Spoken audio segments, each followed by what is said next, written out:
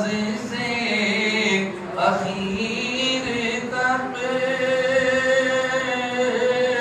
قرآن ہے نعت مصطفیٰ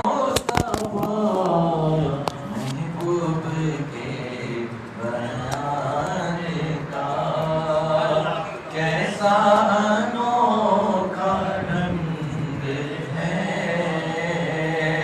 کیسا انوکھا ڈھنگ ہے، نظمی کیے جائے گا میلاد مصطفیٰ بیان، نظمی کیے جائے گا میلاد مصطفیٰ بیان، اس کو کبھی نہ چھیڑنا، سنی بڑا دبنگ ہے، سنی بڑا دبنگ ہے، رفعت مصطفی پر عرش کی اقل دنگ ہے، عرش کی اقل دنگ ہے۔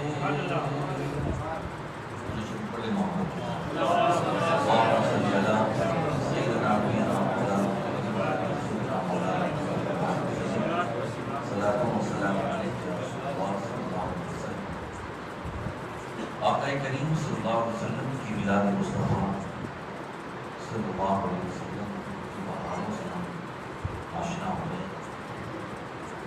حضور صلی اللہ علیہ وسلم کے بچپن پاک کی چند باتیں کر پیش کی۔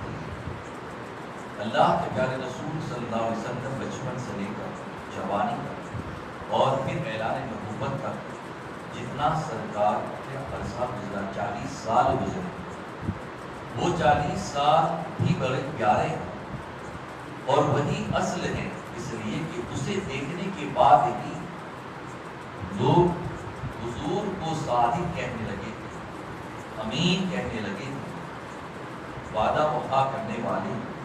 میرے آقا علیہ السلام کو تصدیق کی پیاری بات، جب حضور 6 سال کے ہوئے تو ان کی والدہ سیدہ آمینہ اپنے ساتھ انہیں لے کر مدینہ طیبہ آتی، اس لیے کہ اب کچھ سمجھنے کے بات یہ تھی کہ سیدہ آمینہ خاتون جب حمل سے تھی، سرکار صلی اللہ علیہ وسلم 2 ماہ اپنی ماں کی شکم مبارک میں گزارے ہیں۔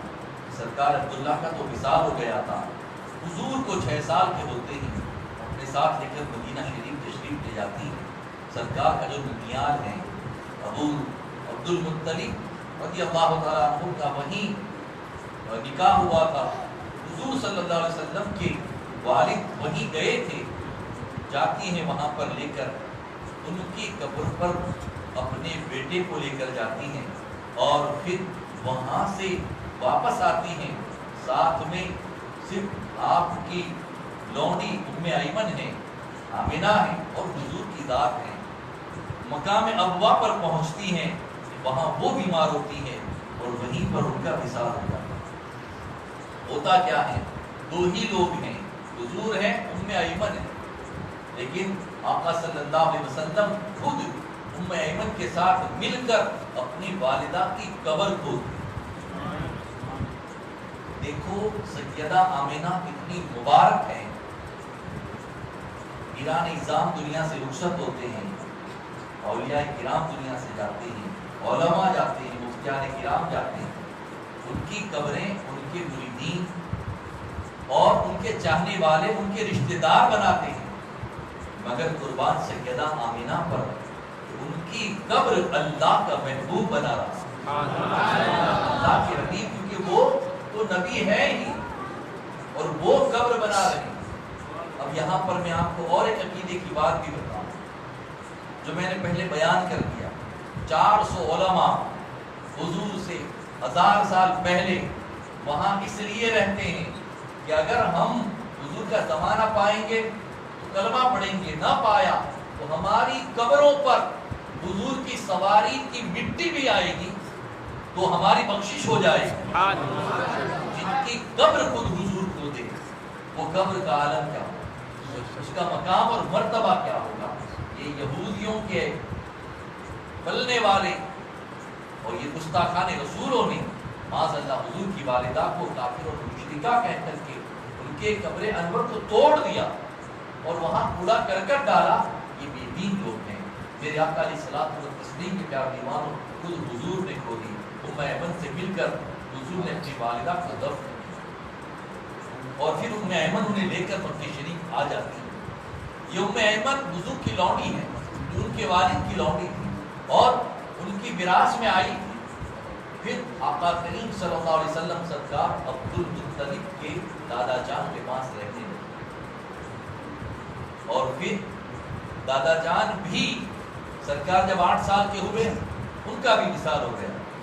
اللہ تبارک و تعالیٰ نے جتنے سہارے تھے ان سب کو پہلے بلا لیا تاکہ قیامت کے دن بھی اور کہیں بھی کسی کے خیال میں یہ نہ آئے حضور کو انہوں نے بڑا کیا اور یہ ہوا اور وہ ہوا۔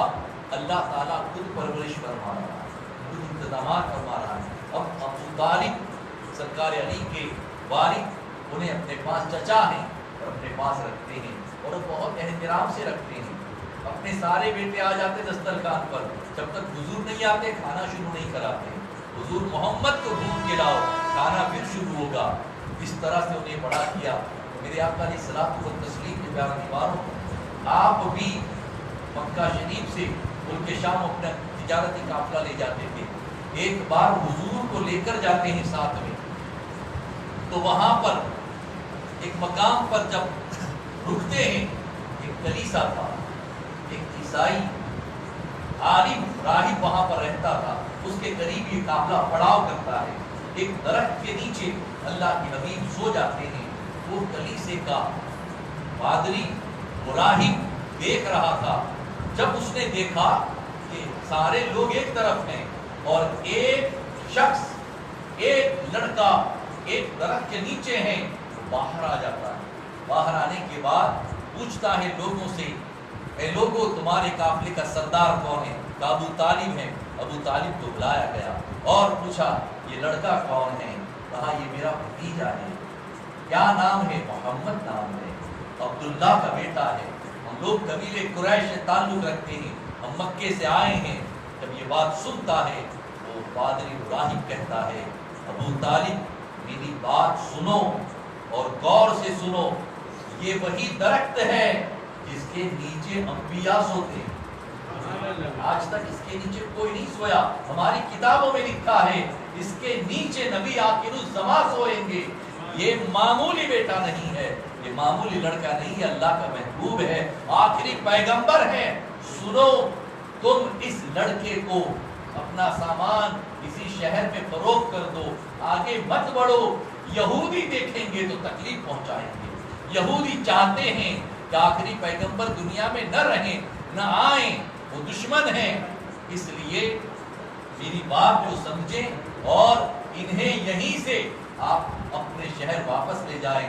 ابو طالب یہی کرتے ہیں، اپنا سامان تجارت اسی شہر میں جتنا منافع ملتا ہے اتنا لے کر کے بیچ دیتے ہیں اور پھر جو لینا تھا وہ سامان لے کر فوراً واپس مکہ شریف روانہ ہو جاتے ہیں۔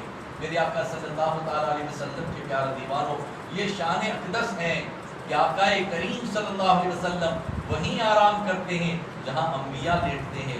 وہ درخت تھا جس کے نیچے حضور لیٹے ہیں، وہ پہلے کی کتابوں میں حضور کا لیٹنا بھی لکھا کہ یہ یہاں آئیں گے، اس عمر میں آئیں گے، یہاں لیٹیں گے۔ کتنی نشانیاں۔ پھر اللہ کے رسول صلی اللہ علیہ وسلم کی عمر شریف بڑھتی جاتی ہے، جوانی کا عالم۔ ایک مرتبہ ابو جہل نے، ایک تاجر آیا، اس تاجر کے پاس تجارت کا سامان بھی لیا اور اس کی بیٹی تھی اسے اپنے پاس رکھ لی، کیونکہ مکہ سینٹر تھا تجارت کا۔ مکے والے باہر ملکوں میں اپنا سامان لے جاتے تھے، دوسرے لوگ بھی یہاں آ کر سامان فروخت کرتے تھے، کیونکہ یہاں سارے لوگ حج کرنے آتے تھے۔ بار بار عمرہ کرنے، اس طرح سے وہاں تجارت پھیلتی رہتی ہے۔ لیکن ابو جہل نے اپنی طاقت کی بنیاد پر اس کی بیٹی کو اپنے پاس رکھ دیا۔ جب یہ تاجر کو اس نے منت سماجت کی لیکن نہ چھوڑا، جب نہ چھوڑا پھر اس کے بعد لوگوں سے وہ کہنے لگا کہ میری مدد کرو، لیکن کوئی آگے نہیں آیا، اس لیے کہ وہ سربراہ آدمی تھا، اس کی لوگوں پر آگ تھی، رعب جماتا تھا۔ بات پھیلتی پھیلتی حضور کے پاس، ابھی نبوت کا اعلان نہیں ہوا ہے، حضور کے پاس آئی۔ حضور کی عمر شریف 25 سال ہے کہ اس نے یہ جرت کی ہے اور اس کی لڑکی کو اپنے پاس رکھ لیا ہے۔ آقا کریم صلی اللہ علیہ وسلم اپنے دو تین ساتھیوں کو لے کر اس کے گھر جاتے اور جانے کے بعد زور سے آواز دیتے ہیں، کون؟ عبداللہ، محمد بن عبداللہ، کیا کام ہے؟ دروازہ کھولو۔ آواز اتنی کڑک تھی حضور کی کہ ابو جہل نے تو دروازہ کھول دیا اور پھر کہا کیا بات ہے؟ کہا اس تاجر کی بیٹی کو تم نے جو رکھا ہے اپنے پاس، جلدی سے واپس کرو۔ اس کا سامان تجارت خرید تو لیا ہے، پیسہ نہیں دیا ہے، اس کا پیسہ بھی لوٹاؤ۔ فوراً جاتا ہے، پیسہ بھی لوٹا دیتا ہے اور اس کی لڑکی بھی دے دیتا ہے۔ میرے آقا علیہ الصلوۃ والتسلیم کی جوانی پاک کا یہ عالم ہے۔ ویسے رحم دل ہیں لیکن جب ظلم ہوتا ہے ظلم کے خلاف کھڑے ہوئے، اور یہی اسلام ہے۔ اسلام ظلم سہنے کا حکم نہیں دیتا، لیکن جب کوئی ظلم کرے تو اس کے خلاف کھڑے رہنے کا حکم دیتا۔ کھڑے ہو جاؤ ظلم کے خلاف، ظلم کے آگے جھکنا نہیں ہے، اور یہی درس کربلا سے بھی ملتا ہے۔ ظلم کیسا بھی اس کے آگے جھکنا نہیں، ظالم کا ساتھ دینا بھی ظلم ہے، ظالم کے خلاف نہ بولنا بھی ظلم ہے۔ اس لیے ظالم کے خلاف بولنا ہوگا اور کھڑا رہنا ہوگا۔ میرے آقا علیہ الصلوۃ والتسلیم کا دیوانہ رحمت عالم صلی اللہ علیہ وسلم کا نکاح تب ہوتا ہے جب سیدہ خدیجہ، ان کا نکاح پہلے ہو چکا تھا، دو نکاح ہوئے تھے، اور پھر اس کے بعد وہ بہت دوسرے شوہر کے انتقال کے بعد بہت روئی تھی۔ عرب کا دستور تھا جب کوئی عورت بہت زیادہ رو لیتی ہے تو لوگ سمجھ جاتے ہیں اب یہ نکاح نہیں کرے گی۔ یہ بہت روئی تھی لیکن تجارت بڑی زیادہ تھی ان کی، وہ اپنا مال تجارت ملک شام اور یمن کی طرف روانہ کرتی تھی۔ جب آپ کا سامان جاتا تھا، چونکہ وہ عورت تھی اس لیے لوگ ان کے ساتھ دھوکہ کرتے تھے، سامان میں خوب دھوکہ کرتے تھے اور انہیں صحیح سے منافع دکھاتے نہیں تھے۔ اسی قدر ان کے ساتھ وہ لوگ دھوکے بازی کیا کرتے تھے۔ ایک بار پریشان ہو کر کے ابو طالب کے پاس آتی ہے، چونکہ وہ مکے کے سردار تھے، وہ متولی تھے، آتی ہیں اور کہتی ہیں ابو طالب لوگ میرے ساتھ چیٹنگ کرتے ہیں، دھوکہ کرتے ہیں، میرے تجارت کا سامان لے کر تو جاتے ہیں لیکن جو دکھانا چاہیے وہ منافع نہیں ملتا ہے۔ ابو طالب ایک مشورہ دیتے ہیں، تو جس کو بھی بھیجے اسے اپنا حصے دار بنا، صرف اس کو بھیج نہیں، یا پھر آپ ہی میرے حصے دار بن جائیں، آپ میرے بھاگیدار بن جائیں گے تو لوگ سمجھ جائیں گے کہ ابو طالب کے حصے میں وہ بھاگیدار بن جاتے ہیں، حصے میں بن جاتے ہیں۔ پھر کیا ہوتا ہے؟ پہلا سفر، پہلا سامان تجارت ملک شام کے لیے روانہ کرتی ہیں تو وہ ذمہ داری حضور کو دی جاتی ہے، آقا کریم کو، اور وہ اپنے غلام کو ساتھ میں رکھتی ہیں اور کہتی ہے غلام جاؤ محمد کے ساتھ، میں نے سنا ہے یہ امین ہے، یہ صادق ہے، یہ امانت دار ہیں، بڑے سچے ہیں، تو پورے سفر میں ان کے تمام ایکٹیویٹیز کو، ان کے کاموں کو دھیان سے دیکھنا، یہ کیا کرتے ہیں، کیسے رہتے ہیں، ان کی عادتیں کیا ہیں، ساتھ میں کر دیں۔ سرکار جاتی ہیں ان کے شام، پہلا اپنا سامان تجارت لے کر کے، اور پھر بڑا منافع بھی ہوتا ہے۔ پھر حضور جب واپس آتے ہیں تو خدیجہ اپنے غلام سے پوچھتی ہیں کہ بتاؤ سفر میں کیا ہوا؟ وہ غلام حضور کے گن گاتا ہے، ہاں وہ اندھیرے میں چلتے ہیں تو اجالا ہو جاتا ہے، بولتے ہیں منہ سے جیسے پھول جھڑتے ہیں.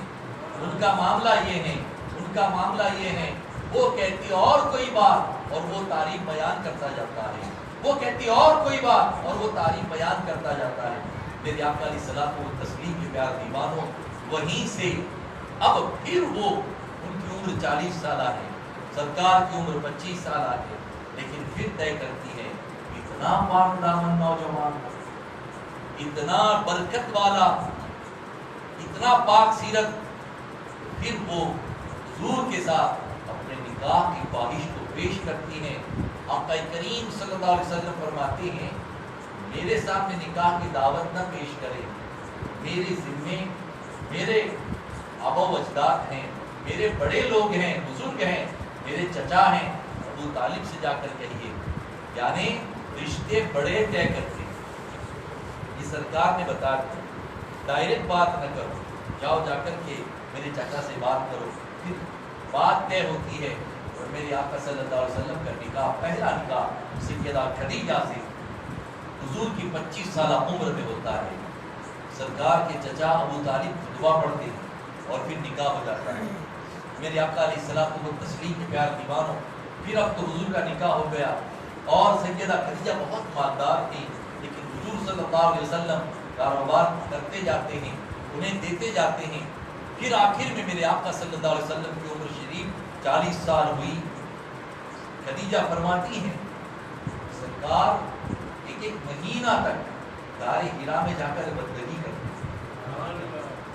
میں جا کر کے کھانا دیاتی تھی، حضور کھا لیتے اور وہ ایک مہینہ وہیں رہتے. محدثین اور مفسرین اس پر فرماتے ہیں وہ جو ایک ایک مہینہ حضور بندگی کرتے تھے وہ ماہ رمضان ہوا کرتا تھا، جو پہلے بھی حضور کو پتا ہے کہ وہ ماہ رمضان ہے. تو جب جب ماہ رمضان شریف اعلان نبوت سے پہلے آتا گیا حضور وہیں پر ایک مہینہ تک غار حرا میں بندگی کرتے. اور خدیجہ فرماتے میں کچھ کھانا دینے کو. میرے آقا علیہ الصلوۃ والتسلیم کے پیار دیوانوں، 40 سالہ عمر ہوئی کہ جبریل امین تشریف لاتے ہیں. وہی غار حرا میں پہلی وہی نازل ہوتی ہے، اقرأ باسم ربک الذی خلق. حضور صلی اللہ علیہ وسلم پہلے تو نہیں پڑھتے، پھر پڑھایا جاتا ہے، پھر پڑھایا جاتا ہے اور پھر سرکار پڑھتے ہیں. پہلی 5 آیتیں سورہ اقرأ کی سرکار صلی اللہ علیہ وسلم پڑھتے ہیں. پھر سرکار صلی اللہ علیہ وسلم کو جیسے کب کبھی تعریف ہوئی، ایسا ماحول ہوا، حضور گھر تشریف لاتے ہیں اور پھر سیدہ خدیجہ سے کہتے ہیں زمبرنی، مجھے چادر اڑاؤ، مجھے چادر اڑاؤ، ایسا لگتا ہے کہ کہیں میں ضائع نہ ہو جاؤں، ہلاک نہ ہو جاؤں. بار نبوت اور یہ وحی کی وجہ سے سرکار صلی اللہ علیہ وسلم کو یہ احساس ہوا. اس وقت کے حضور کی سیرت پاک، سیدہ خدیجہ کے جملے جو ہیں کتنے پیارے ہیں. سیدہ خدیجہ فرماتی میرے آقا، میرے سرتاج، میرے شوہر نامدار، اللہ آپ کو ضائع نہیں کرے گا. کیوں؟ اس لیے کہ آپ یتیموں کے ملجا ہیں، بیواؤں کے سہارا ہیں، آپ بے روزگاروں کو روزی فراہم کرتے ہیں، آپ اپنے ہمسایوں کا خیال کرتے ہیں، آپ بھوکوں کو کھانا کھلاتے ہیں.